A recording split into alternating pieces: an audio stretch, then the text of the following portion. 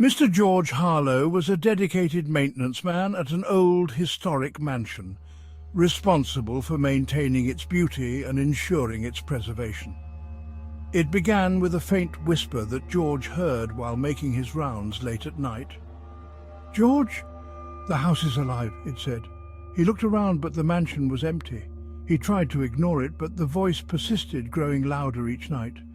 George began to feel a cold presence in the mansion, especially in the oldest and most neglected parts. The whispers continued, suggesting that the house had a dark soul. "It watches you," they taunted, with an evil laugh. George became obsessed with the mansion, spending hours inspecting every corner and trying to find out where the voice was coming from. He was wholly convinced that there must have been someone playing a prank and hiding somewhere. But the next day, he started seeing ghostly figures in the hallways, their faces dark and shadowy, with no distinguishable features. They would suddenly disappear after making themselves evident. Yet the voices remained. The whispers grew louder, haunting him with every step. This terrified George. Years ago, George had experienced a tragic incident in his own home, where his wife had passed away under mysterious circumstances. The memory of that night had always haunted him, but now it seemed to blend with his current fears, making him question his safety and his sanity. Was this some sick prank? Who would do this to him after losing his lovely wife of over 40 years? And why? Why would someone do this? Desperate, George confided in his fellow maintenance and hospitality workers and even talked to a local historian. But no one had seen or heard anything. Some suggested he was possibly suffering from an early onset of dementia and that he needed to consider retirement. His family worried about his state of mind, urging him to at least take some time off. But George knew he was not losing it. He had to find out what was going on. The whispers became more insistent. "You cannot escape this house," they screamed. George started seeing the ghostly figures more frequently, their spectral forms following him everywhere. The cold presence became unbearable, chilling him to the bone. What could they want? Why were they after him specifically? When was this ever going to end? His work began to suffer. He became paranoid, seeing ghostly figures in the shadows at every turn when he was alone in the house. He couldn't tell what was real and what was a figment of his tortured mind. Eventually he began doubting his very own sanity, wondering if he was truly losing his grip on reality. One night as he was alone in the mansion, the whispers became a roar. "You belong to us now, George!" they boasted. He saw the ghost of his wife, her face twisted in pain and horror. George screamed. He called out to his wife, but she was just out of his grasp. "My dear wife, I love you so much. I love you." But then she faded out of his grasp and eventually out of his view.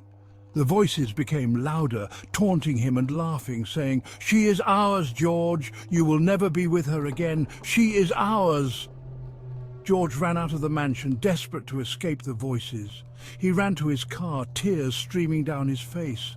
When he finally got home, he locked himself in his bathroom and fell to his knees, begging for it to stop.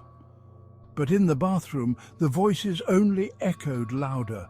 The door shook on its hinges as though it was about to blow completely off the frame. George was terrified.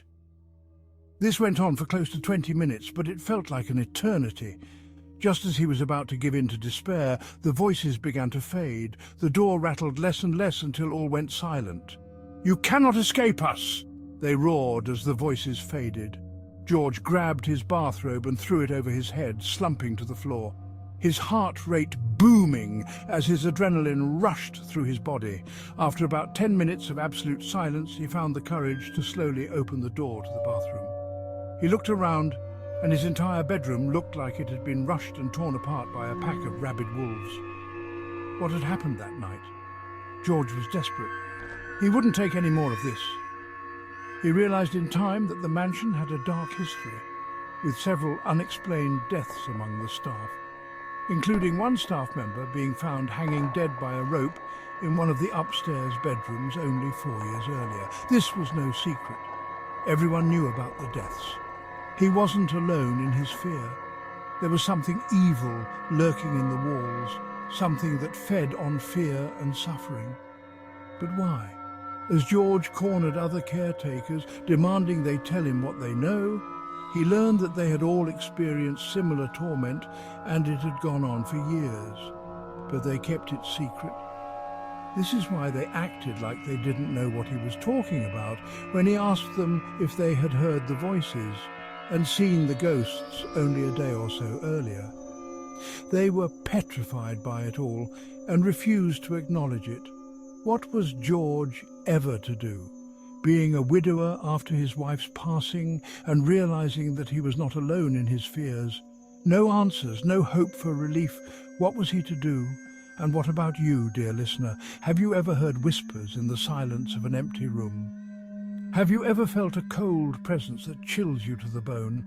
You're not alone in your fear. There's something out there. Stay vigilant and keep your head on a swivel.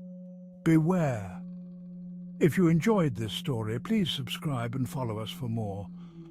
Join us on TikTok and YouTube for more Chilling Chronicles, if you dare.